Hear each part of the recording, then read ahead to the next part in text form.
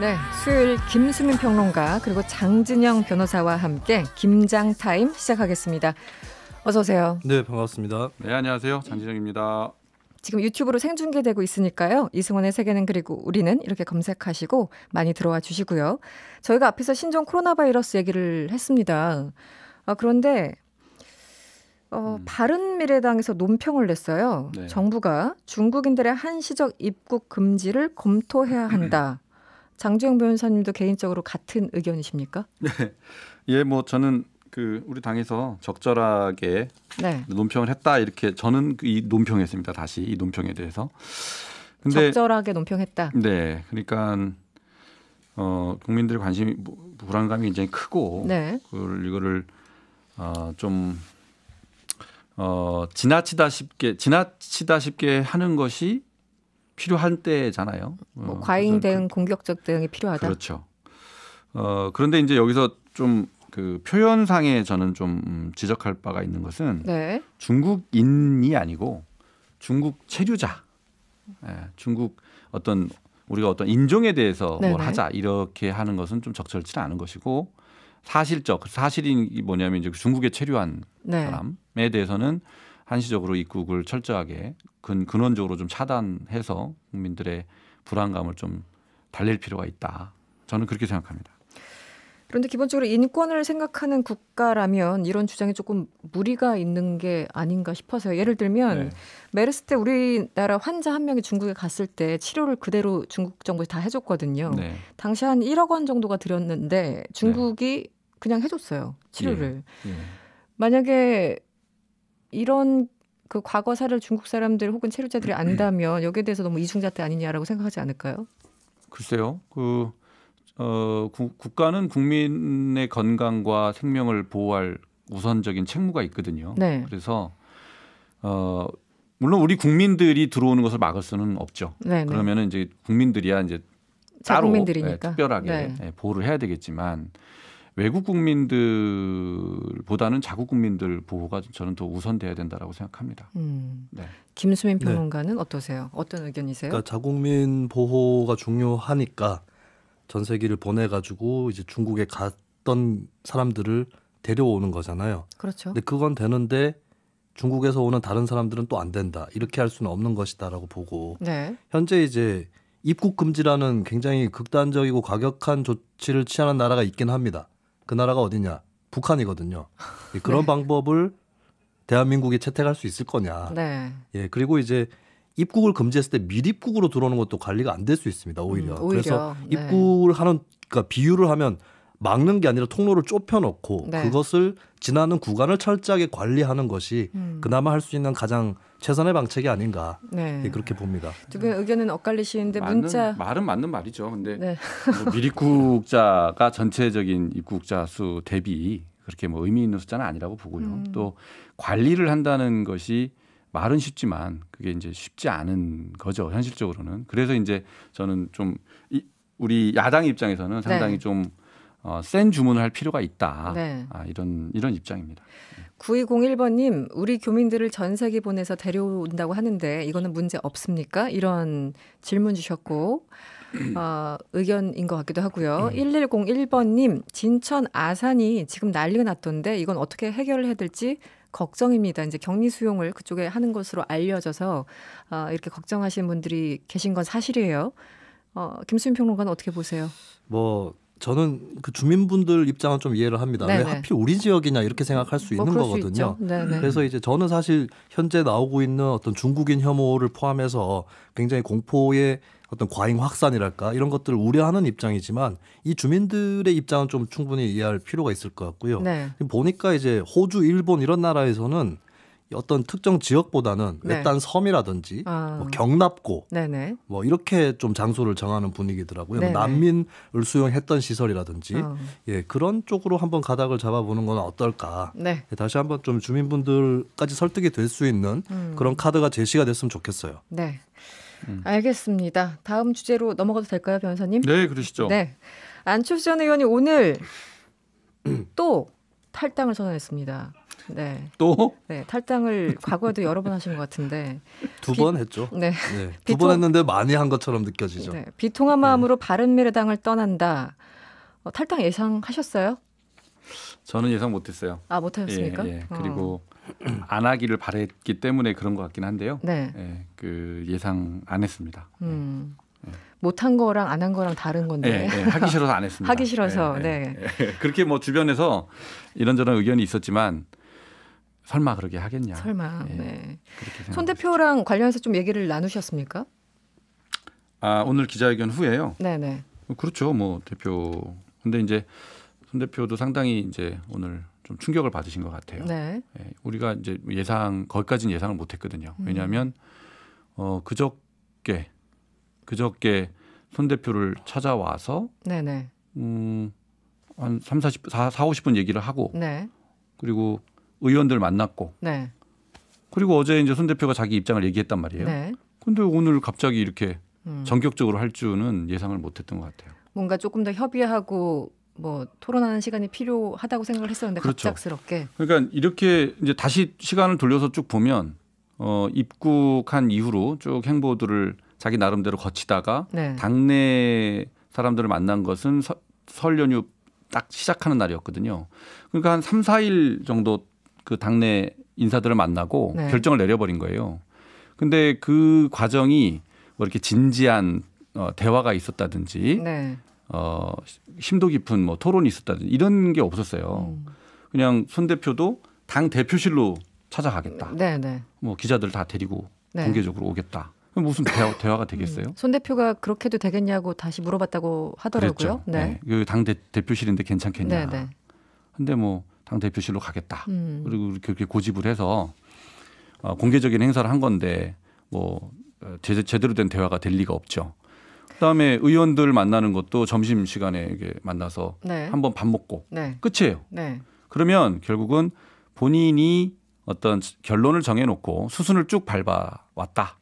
이렇게밖에 이제 볼 수가 없는 거죠. 김수인 평론가는 어떻게 보셨어요? 예상하셨습니까? 예상은 못했고요. 네. 근데 아마 이 자리에서 제가 말씀드렸던 것 같은데 당을 자기가 그 창업을 주도해서 만든 당이고 뭔가 부족한 게 있으면 고쳐서 쓸 생각을 해야 된다라고 말씀드렸고 신당을 차린다면 그것은 구태 정치다라고 제가 얘기했던 게 기억이 납니다. 굉장히 바람직하지 않은 행동이라고 보여지고 저는 이제 좀 예전을 거슬러 올라가서 기억이 나는 게 DJ 코스프레를 하는 게 아닌가.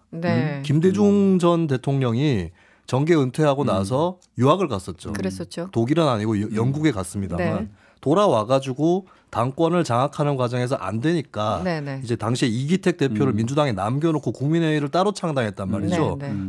안철수 전 대표가 굉장히 속성 과정으로 남들은 납득을 못하도록 DJ 코스프레를 하고 있는 게 아닌가. 근데 설령 손학규 대표를 축출하는 게 목적이라 치더라도 나름대로의 스텝을 밟고 프로세스가 있어야 되거든요. 근데 그냥 가가지고 그저께였나요? 예, 그냥 내놔라.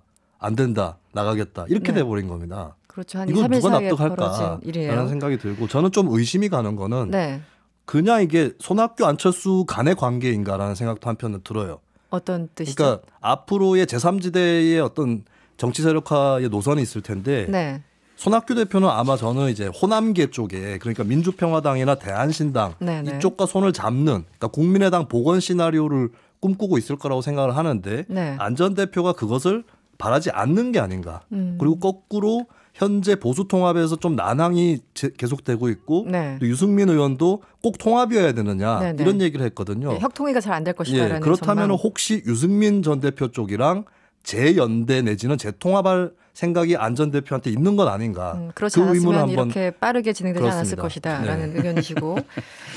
일단 형식을 여쭤볼게요. 그 손 대표가 직접 이제 약간 감정선을 건드린 느낌인데 오너가 CEO 해고하듯이 통보하듯 했다. 이 얘기를 기자회견에서 손 대표가 밝혔어요.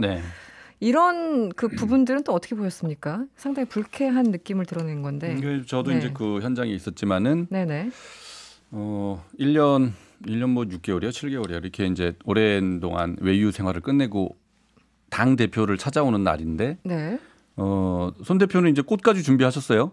꽃을 준비해서 전달을 하고 한다는 5분에 걸쳐서 환영사를 얘기를 했죠. 그런데 그 손 대표의 한영사가 끝나고 안 전 대표가 얘기를 했는데 채 한 30초에서 1분 요 아주 짤막하게 네. 준비된 멘트를 얘기하고 이제 비공개 회담으로 대화로 들어갔는데 비공개 대화에서도 그렇고 공개 대화에서도 그렇고 손 대표가 지금 유승민 대표하고 그렇게 이제 대결을 해가면서 네. 온갖 수모를 다 당했단 말이에요. 개인의 인격도 다 그냥 찌그러지고 그런 고생을 해서 당을 지켰어요. 네네. 지킨 명분은 제3지대를 지키겠다. 이게 당이 보수 대통합으로 쓸려가지 않도록 하기 위해서 지키겠다라는 명분으로 지켜왔어요. 안 전 대표가 들어와서 중도 실용정당을 만들겠다라고 했기 때문에 노선이 같아요. 접점이 있을 수 있을 그 것이다. 자리를 여태까지 지켜온 거란 말이죠. 네. 그러면 뭐 수고하셨다. 그간 고생 많으셨다라는 말을 의례적으로라도 네네. 하는 게 네. 인간적인 좀 도리 아니겠어요? 네. 근데 이제 그런 말이 단 한마디도 없이 쭉 듣고 있다가 내가 비대위원장을 하겠다. 이 말을 이제 한 거니까 네. 손 대표 입장에서는 얼마나 서운했겠어요. 네. 그래서 저도 우리 집 강아지가 하루 종일 집 보고 있으면 들어와서 아유 고생했다 이렇게 얘기하거든요. 네네. 네? 최소한의 도리를 그런 정도의 인간적인 예의를 갖추지 않았다는 점은 저는 네. 불필요한 그러니까 안 대표가 뭐 이런저런 주장을 할 수 있다고 생각합니다. 그러나 네. 왜 그렇게 모든 사람들이 다 납득하기 어려운 그런 기초적인 실례를 범하는지 저는 그건 잘 이해가 안 돼요. 사실. 관련해서 하나만 여쭤보면 어제 저희가 그 이동섭 의원 지금 네. 그 원내대표 권한대행하고 있는 이른바 안철수계로 분류되는 이동섭 의원과 인터뷰를 했습니다.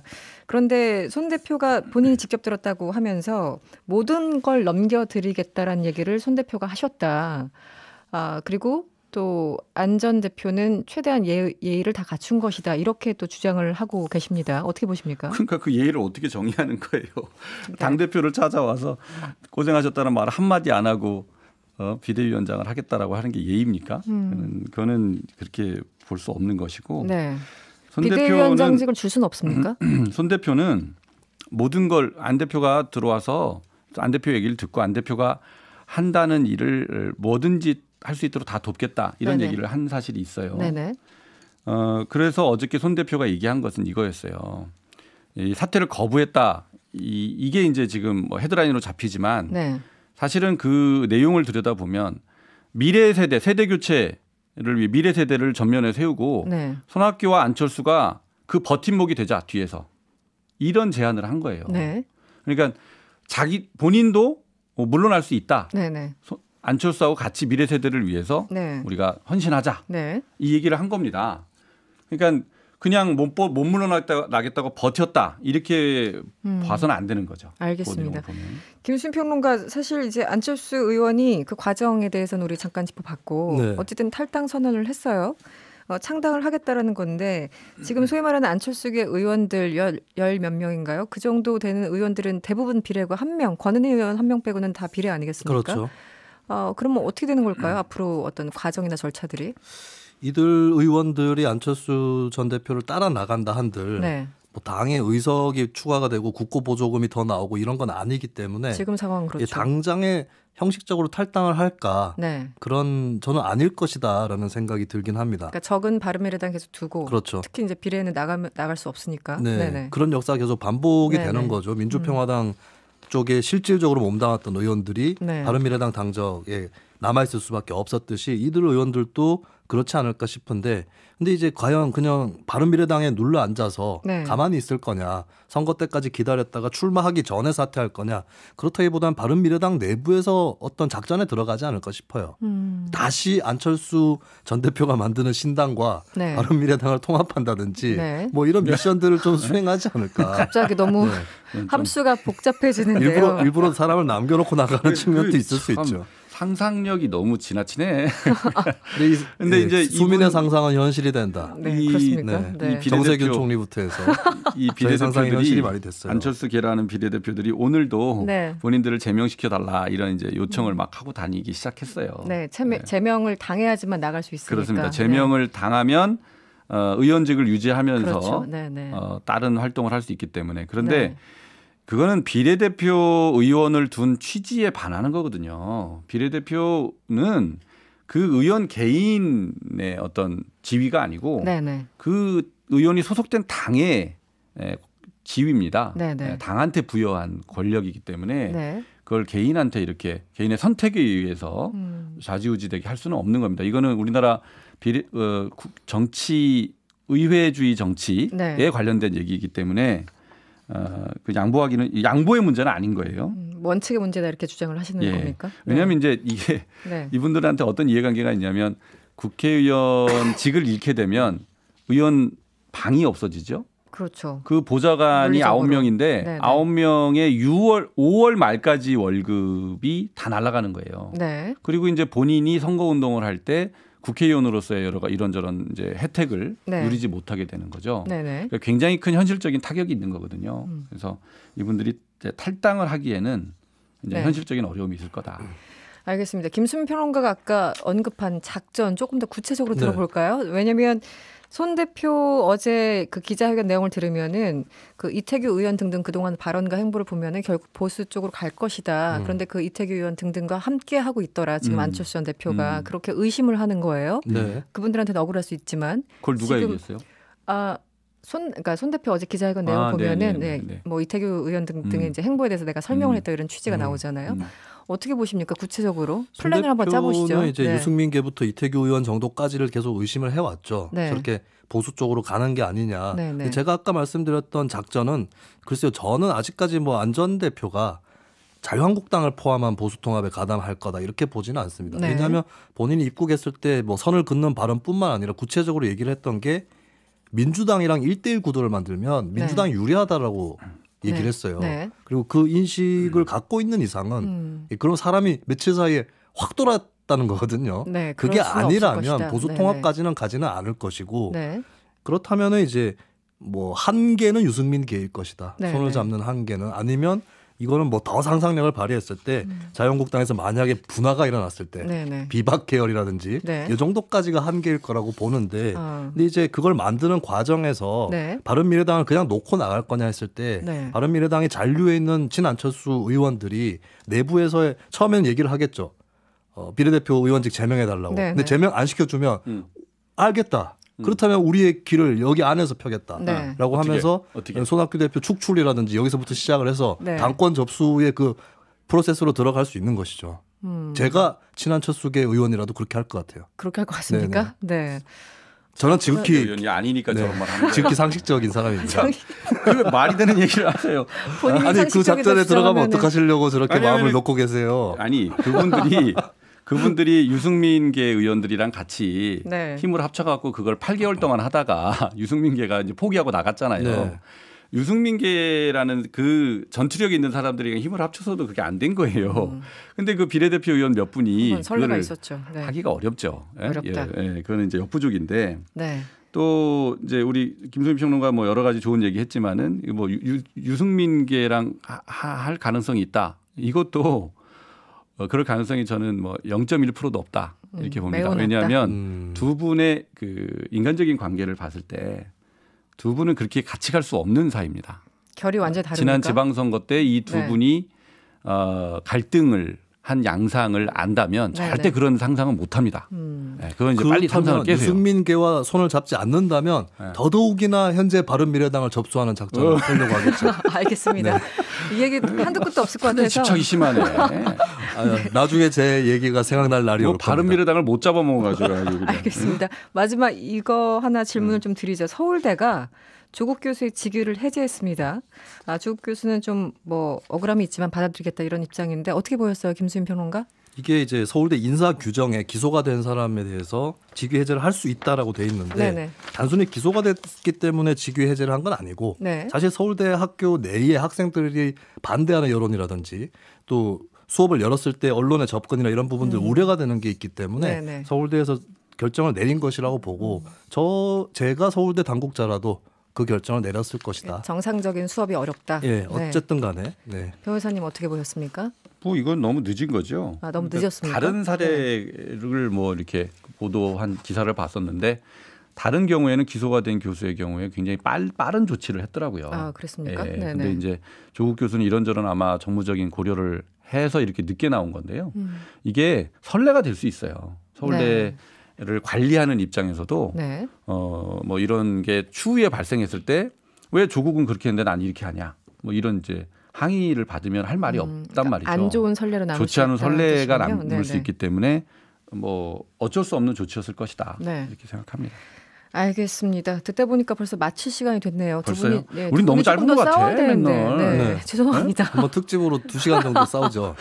알겠습니다. 어떻게 좀 준비를 해볼게요. 네. 네, 지금까지 장진영 변호사 그리고 김수민 평론가였습니다. 오늘 고맙습니다. 네, 감사합니다. 네.